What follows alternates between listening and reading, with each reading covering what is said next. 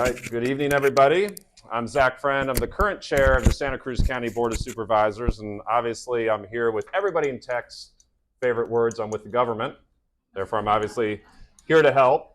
But I think that we're here because we're at a defining moment in history, not just in our county, but in our country. And what we do, I think, in the next 5 years, in particular on the regulatory standpoint, even at a local government standpoint, will define, in many respects, what will happen in this country and the world for the next 50 years. Santa Cruz County was one of the first counties in the country to create a regulatory framework around AI, and the thought process was pretty simple. One, it turns out everybody's already using it, right? But with no particular guardrails. And what I'm speaking about in this case is ChatGPT. We'll use that as the main reference point in regards to AI. And we're talking about a few hundred employees, went from a couple thousand uses to over 40,000 unique uses in the course of just a couple of months with no guardrails. And know that this is occurring in every community across the country right now, in our educational institutions, in local governments, with personal health information being put into it, a lot of personal identifying information being put into it with no guardrails. So we decided to create a regulatory framework. This is the concern side. The concern side is bias. The concern side is lack of transparency. The concern side is not knowing whether you're interacting with a bot or with a human, for example, when you deal with local government.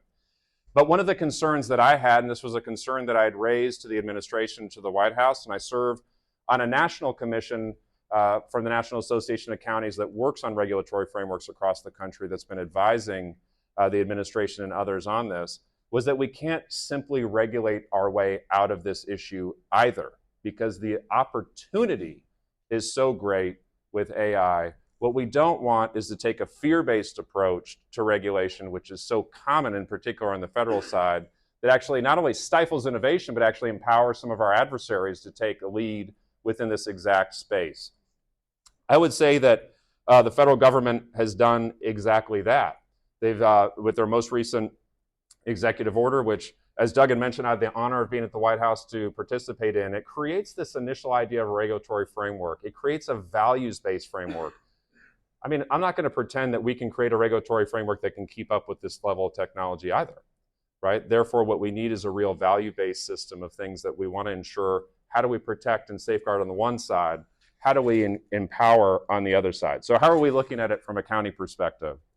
Well, every technological revolution has real impacts, both in the job market and elsewise, and we have to think about it and how is it going to displace some of our labor force. We have labor unions, for example, that are very concerned about whether this will lead to displacement of employees, and what safeguards are we going to put into that. How can we advantage it from an urban planning perspective, or an education perspective, or a healthcare perspective? I mean, in a most simple case, for example, currently our assessor's office redacts by hand, right, everybody's personal identifying information from the property tax rolls. You know, you can put that into an AI system, and 4,000 hours of work can be done in about 2 minutes. It has the ability to greatly reduce the time that's spent currently on mundane tasks, which are actually a large part of the labor force from the public sector. People can use these tools in order to help expedite some of these services. Secondly, I would say, from a citizen engagement standpoint, look, I have a 9-year-old son who is already showing me how to use my own phone. And I think that we're in a space now where we have to create, from a government standpoint, tools and systems that can allow us to communicate with future generations. Right now, we're way behind on that. And I think that AI, and the fact that people interact with AI very commonly, in particular younger generations, this is something that we can do. Lastly, I'll say this, because I'm actually adhering like the only elected official you've ever met to the 5 minutes that I was actually given, right, Doug? I mean, this is pretty good. I would say that we need to think about AI as a regulatory source of AI, meaning that for those of you in the development world, when we think about some of the challenges that AI can present, I actually think some of the same solutions will actually be AI from a regulatory standpoint. And there will be AI systems that will help pull out the bias of other AI systems, or help identify it.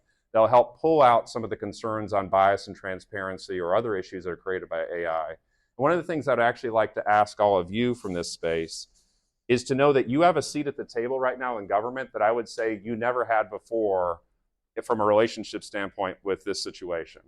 We got it wrong on social media. we got it wrong from a regulatory standpoint. This is a reset button and a transformational opportunity for people to, as we did in the county, and Lisa Benson here helped lead that process, of bringing together a lot of the local tech visionaries, and Doug was one of them, to help inform this policy moving forward. So this is my call to action for you to join with us to help shape this national policy. In 90 days, less than 90 days from our adoption, language that we had used here in the county was being mirrored in a federal executive order. This community can help shape that national discussion. And so thanks for the opportunity to speak tonight. It's been an honor.